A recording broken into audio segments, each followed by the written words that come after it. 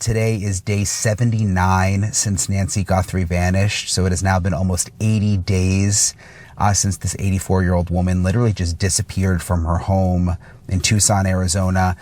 Some new information in this episode I'm getting into. First of all, remember the 2 ransom notes that came early on that went to the TV stations in Arizona? Those are the notes that we believe Savannah Guthrie was referencing when she said that she thought 2 of the notes were real and legitimate. Well, there was a Bitcoin account, and we've got some new information about a transaction in that Bitcoin account early on, and a note in the Bitcoin account, specifically that seems like it's either from the FBI or from the Guthrie family. So I'm going to tell you exactly what we know, the new information. How much do you think they're consulting the family in the decision of whether to reach out again? They're going to consult them before every significant move, and a lot of insignificant moves.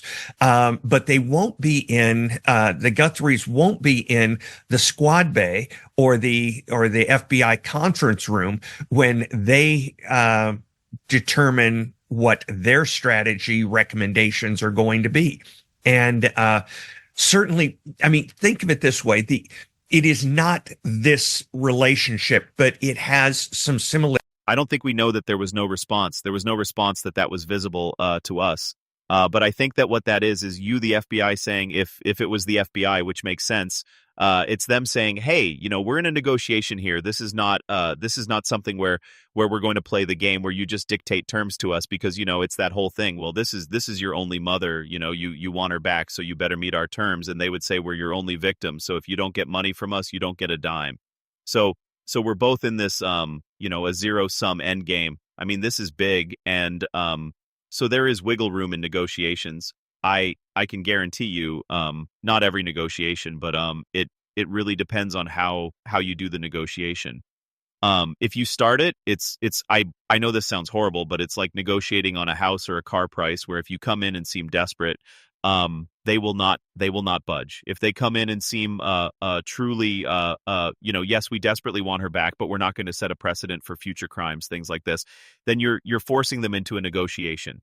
So I think what the FBI was telling them is, this is not you make a demand, we fulfill the demand. This is a negotiation, and this is going to be how it works. Do you think that there was just that one entry from February 10th. Are you surprised they haven't tried again in terms of the FBI or the Guthries? I'm not. But again, I don't know what they know. You know, maybe I would be surprised.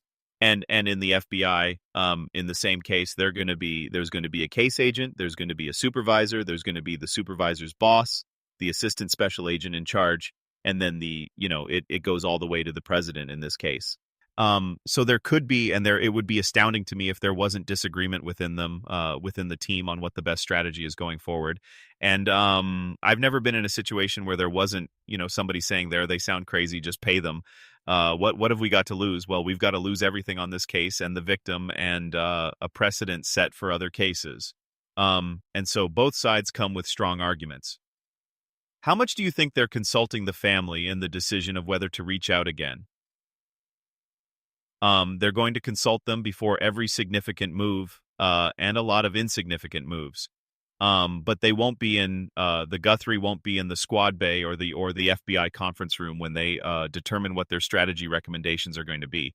And certainly, think of it this way: it is not this relationship, but it has some similarities to a person who is on trial, and they have an attorney. That attorney is an expert in the law, and they've seen this type of case so many times. But if the defendant wants to plead guilty, you can't talk them out of it. I'm sure you could try, but ultimately the decision is going to rest with the defendant. And in the FBI, it's very clear when you're going through training and when you start working these types of cases that you are working as an adjunct to the victims. You are trying to help them at the same time you are trying to capture the kidnapper. And so, it comes down to what's more important: capturing the kidnapper or you getting the victim back. And that's where the rub comes in. Usually, I used to argue that there's no difference. If you get the victim, you get the kidnapper. If you get the kidnapper, you get the victim if they're still alive. I'm just thinking, from the Guthries' perspective, there doesn't seem to be much going on right now from what we know from our sources behind the scenes. Like, they're not making a ton of progress. They don't seem to know who this person is who took Nancy or or exactly what happened. And this may be the only real link that they have. If Savannah is saying, we believe those two are real, like, I just don't know that I would be able to resist if that was my mom being like, let's get back in that Bitcoin account. Like, even now, like, you're up every night, like, screw it. Let's put more money in there and just see what happens. Right. Right. And I think some people would argue that puts you at a disadvantage, that if the person had Nancy alive and wanted to return her, they would be the one contacting the FBI.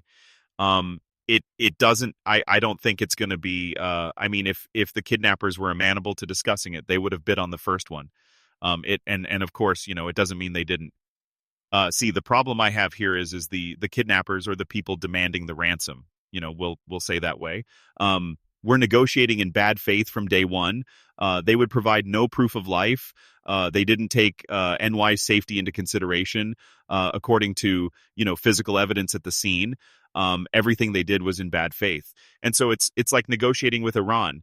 They can say that they're going to do something, but we sure don't trust them to do anything, because they've never demonstrated anything, any bit of integrity or good faith in the investigation.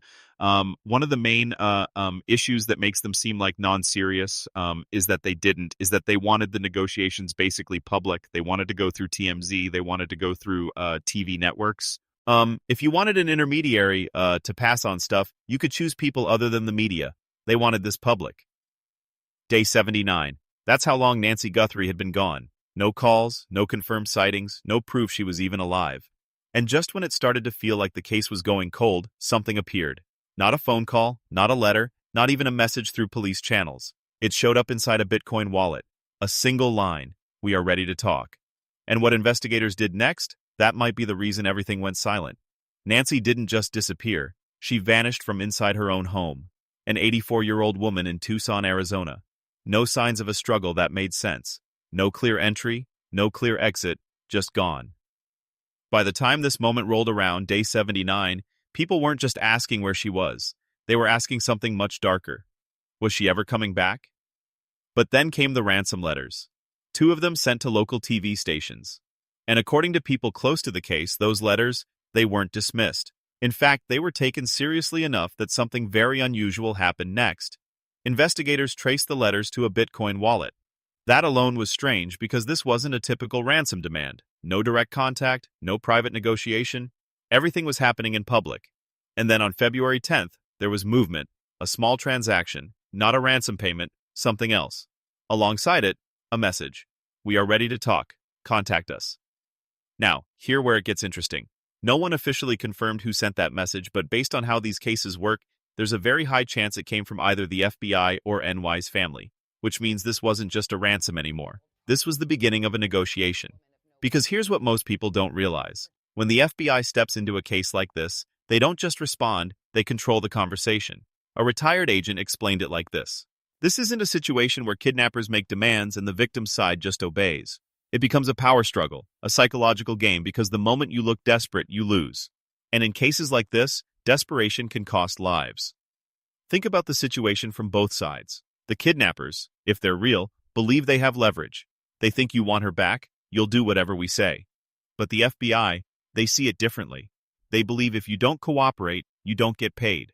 And just like that, the entire situation becomes a deadlock, a zero-sum game. No one moves first. No one backs down.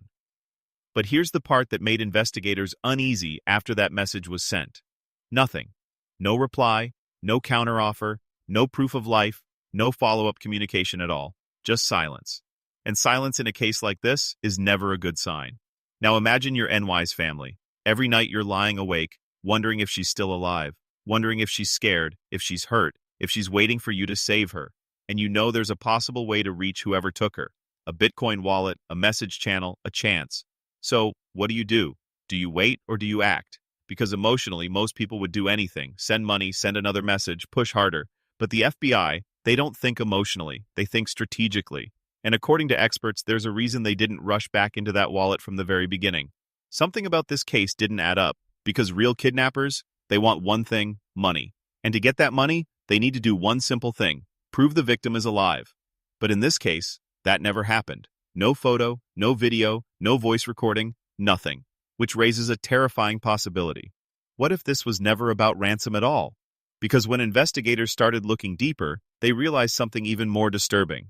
The way the ransom was handled, the way the messages were sent, the way everything was made public, it didn't match how real kidnappers operate, not even close. And that's when the case took a turn that would shift the entire investigation away from money and towards something far more personal, something far more dangerous. The moment investigators stopped treating the ransom as the center of the case, everything changed. Because up until that point, the entire narrative had been built around one assumption that someone took Nancy Guthrie for money, that there was a plan, a demand, a negotiation waiting to happen. But once that assumption started to crack, something else moved into focus. Not the ransom, not the Bitcoin wallet, the person. Because if this wasn't about money, then the question was, how do we negotiate? It became something much more uncomfortable. Who would do this and why? That's when the profilers stepped in. Not the kind you see in movies making wild guesses and dramatic predictions. Real profilers, people who don't start with imagination. They start with patterns, years of data, thousands of cases, behavior that repeats itself in ways most people never notice. And one of the first things they looked at wasn't the crime scene. It was a number, a statistic that at first didn't seem directly connected to NY's case at all. But the more you think about it, the harder it is to ignore. 92%. That's the number. 92% of women who are murdered are killed by someone they know. Not a stranger, not a random attacker, someone familiar, someone who had crossed paths with them at some point in their life. Now at that stage, investigators weren't even confirming that Nancy had been killed. Officially, she was still missing. But cases like this don't exist in isolation. They exist in patterns. And when you place NY's disappearance inside that larger pattern, it starts to lean in a direction that's hard to look away from. Because if that statistic holds true here, then the person who took her didn't just pick her at random. They didn't just drive through Tucson and choose a house. They knew her. Maybe not closely, maybe not in a way that would immediately raise alarms, but enough. Enough to know where she lived, enough to understand her routine, enough to feel confident walking into her space and taking her without immediate resistance. That changes everything, because now instead of looking outward, investigators have to look inward into her life, into her history, into every single person who had ever had a reason to notice her. And that list, it's a lot longer than people think, because when you hear someone she knew, your mind jumps to the obvious: family, close friends, neighbors. But that's not how profilers define it. Someone she knew can mean almost anything. A contractor who worked on her house 5 years ago, a delivery driver who came by regularly, a repair technician, someone at a grocery store she visited every week, someone who saw her more than once and paid attention. And here's the uncomfortable truth. Most people don't remember everyone they've come into contact with. But the people watching them, they remember everything. So investigators started asking a different kind of question. Not who would want to hurt her, but who even knew enough about her to try. And that's when the timeline started to stretch. Not days, not weeks, years. Because if this wasn't impulsive, if this wasn't random, then there was a chance that whoever did this had been watching for a long time, learning, waiting. And that idea, that's where things start to feel different, because a random crime feels chaotic, unpredictable, but a targeted one. That feels deliberate. And deliberate means there's a reason. Which brings us to something else. The profilers focused on behavior, not just what happened, but how it happened. Because even without knowing who the person is, the way they act tells you something about them. And one word kept coming up: unafraid. That was the word used. Not cautious, not desperate, unafraid. Think about what that means. An 84-year-old woman is taken from her home. There's risk involved. There's exposure. There's a chance something goes wrong, but the person who did it didn't act like someone who was worried about getting caught. They moved with confidence, which suggests something very specific. They believed they could get away with it, and people don't just believe that for no reason. That kind of confidence usually comes from one of two places: experience or obsession. Experience means they've done something like this before. They understand the risks. They know how to avoid leaving evidence. They know how to control the situation. But obsession, that's different. That's emotional. That's personal. That's when someone becomes so focused on a person that fear stops mattering because the goal becomes more important than the consequences. And when investigators started looking at NY's case through that lens, something started to shift again, because suddenly the ransom didn't just look suspicious. It looked out of place, almost like it didn't belong, like it had been added later as a cover or a distraction. And when you combine that with everything else, the public messages, the lack of proof of life, the silence after contact, it starts to feel less like a failed kidnapping and more like something that was never meant to succeed in the first place. Which leads to a question that no one wants to ask out loud. What if the ransom was never real? What if it was never about getting money? What if it was only there to make the crime look like something it was? Because if that's true, then whoever did this wasn't trying to negotiate. They were trying to mislead. And that's a completely different type of offender. That's someone who's thinking ahead, someone who understands how investigations work, someone who knows what law enforcement expects to see, and intentionally does something different. And that level of awareness, that's not common. It suggests planning. It suggests intelligence. It suggests someone who isn't just reacting, but constructing a narrative. And that's where the case starts to get even more complicated. Because now investigators aren't just chasing a suspect. They're dealing with someone who may be actively trying to manipulate them. And when that happens, every detail becomes harder to trust. Every clue becomes questionable, even the things that seem obvious because they might not be what they appear to be. And that's exactly what started happening here. Take the idea that Nancy knew this person. On the surface, it makes sense. Statistically, it fits. Behaviorally, it fits. But then you look at the execution of the crime, the boldness, the confidence, the lack of hesitation, and you have to ask yourself, would someone close to her really act like that?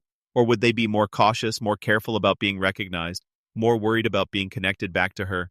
Because someone who knows a victim personally usually carries a different kind of risk. They can be identified. They can be traced. There are connections that lead back to them unless they believe those connections don't matter, unless they believe they're far enough removed or smart enough or invisible enough to avoid suspicion entirely. And that's where investigators had to widen the lens again, because maybe this wasn't someone in her immediate circle. Maybe it wasn't family. Maybe it wasn't a close friend. Maybe it was someone on the edge, someone who had access but not attachment. Someone who could observe her life without being part of it. And those people, they're harder to find because they don't stand out. They don't show up in obvious places. They exist in the background until something like this happens. And suddenly, they're the only ones who make sense. But even that theory has a problem because it still doesn't explain one thing. If this wasn't about money, then what was the motive? Why take her? Why remove her from her home? Why go through all of this effort? Because as one investigator pointed out, if the goal was simply to harm her, there are much easier ways to do it. Faster ways, less complicated ways, ways that don't involve creating an entire fake ransom scenario. So why this? Why this method? Why this approach? That question might be the most important one in the entire case because motive is everything. It tells you what the person wanted. And once you know that, you get closer to understanding who they are. And that's where another profiler brought in a concept that changes how you look at everything. Not how, not even why, but who benefits. Because in every crime, someone gains something. Even if it's not obvious, even if it's not financial, there's always a benefit. And if you can figure out who benefits, you get closer to the truth. So investigators started looking at NY's disappearance in a completely different way, not as an isolated event, but as something that might have impacted someone else, someone whose life changed because she was gone. And that's when the case stopped being just about a missing person and started becoming something else entirely. Because if you follow the benefit, you might find the motive. And if you find the motive, you might finally understand why none of this makes sense. But there was still one piece missing. One piece that didn't fit neatly into any of these theories. The way the ransom was handled. Because even if you assume it was fake, even if you assume it was a distraction, the way it was done still doesn't line up. And that's what investigators couldn't ignore, because whoever did this did something that experienced criminals almost never do. They made it public, they didn't keep it private, they didn't use back channels, they didn't try to control the flow of information, they pushed it into the media. And that decision, that might be the biggest clue of all, because in real ransom situations, secrecy is everything. The less attention, the better. The quieter it is, the easier it is to control. But this was loud, visible, almost like it was meant to be seen. And when you step back and look at that, it starts to feel intentional. Not careless, not sloppy, intentional, which raises a completely different possibility. What if the attention was the point? What if the public nature of the ransom wasn't a mistake, but the objective? Because if that's true, then this case isn't just about a missing woman, it's about a message. And messages don't come from nowhere, they come from people with something to say or something to prove. And in Chapter 3, that's exactly where the investigation goes next, into motive, into revenge, into obsession, and into a possibility that changes everything. Because what if Nancy Guthrie wasn't the real target? What if she was just the way to reach someone else? Because once investigators started asking who benefited, they couldn't ignore the one connection that kept coming back into focus. Not Nancy, Savannah. That's where the conversation quietly shifted. Up until that point, everything had been centered on an 84-year-old woman who vanished without a trace. Her life, her routine, her environment. That's where the question started. But the deeper they looked, the more it felt like Nancy might not have been the destination. She might have been the path.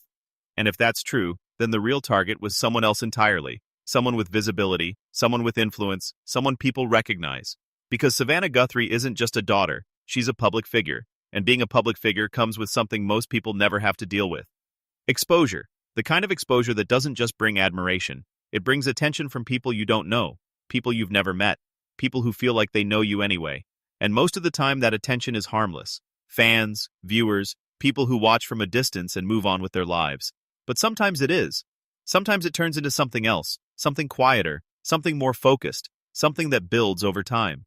Because when someone becomes obsessed with a public figure, they don't just watch casually. They study, they follow, they track patterns, they collect information, and they build a version of that person in their mind that doesn't always match reality. A version shaped by perception, by emotion, by things that were never actually said, but were interpreted that way. And once that happens, it doesn't take much for that perception to shift into something darker. Because all it takes is one moment, one comment, one segment, one misunderstanding, and suddenly in that person's mind, it becomes personal. And that's where the idea of revenge starts to creep in. Not revenge based on reality, but revenge based on perception. Because to someone like that, it doesn't matter what's true. It only matters what they believe. And if they believe they've been wronged, they don't need proof. They just need a target. So investigators started looking at a different kind of suspect. Not just someone who knew Nancy, but someone who knew of Savannah. Someone who had watched her long enough to feel connected and maybe even angry. Because in cases involving media personalities, there's a pattern. It doesn't happen often, but when it does, it follows a certain path. People become fixated. They send messages, emails, letters, comments, sometimes harmless, sometimes not. And when those messages are ignored or dismissed or never even seen, that fixation can grow. It can evolve into something more intense, more personal, more dangerous. And here's the part that makes it difficult to track. Most of those people never act on it. They stay in that space of observation, of frustration, of imagination.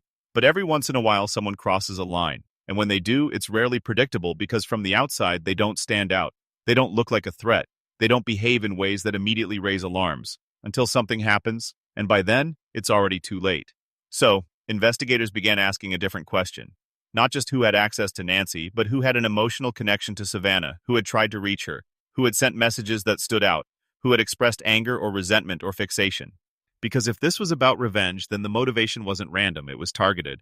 But here where things get even more complicated, because even if someone was obsessed, even if someone held a grudge, that still doesn't explain the method. Because taking Nancy, that's not simple. That's not impulsive. That's not something you do in a moment of anger. That requires planning, timing, awareness, which means whoever did this didn't just act on emotion. They acted on strategy. And that combination, emotion and planning. That's dangerous because it means the person isn't just reactive. They're deliberate. They're thinking ahead. They're considering outcomes. They're making decisions step by step. And when you combine that with the idea of obsession, you get someone who isn't just motivated. You get someone who's committed. And that level of commitment changes how you look at everything because now the ransom, the public messages, the silence, all of it starts to feel less like confusion and more like control. Because think about what happens when a case goes public. It spreads, people talk, media covers it, the story grows. And if someone wanted attention, if someone wanted to make a statement, if someone wanted to force a situation into the spotlight, this is exactly how they would do it. By creating something that can't be ignored. By turning a private act into a public event. By making sure everyone is watching. And if that was the goal, then the ransom letters weren't about money. They were about visibility. They were about making sure the story reached as many people as possible. And more importantly, they were about making sure it reached the right person. Savannah, because if you want to send a message to someone like that, you don't do it quietly. You do it in a way that guarantees they'll see it. And the fastest way to do that, the media. But here, where the logic starts to break down again, because even if attention was the goal, even if the act was meant to send a message, there's still a missing piece. What was the message? What was the point? Because so far, there's no clear demand, no clear statement, no explanation, just an act. And then silence. And silence doesn't communicate anything, unless the act itself is the message, unless taking Nancy was the message. And if that's true, then it wasn't about what came after. It was about what had already been done. Which leads to something investigators didn't want to accept too quickly. Because once you start thinking that way, you're no longer looking at a negotiation.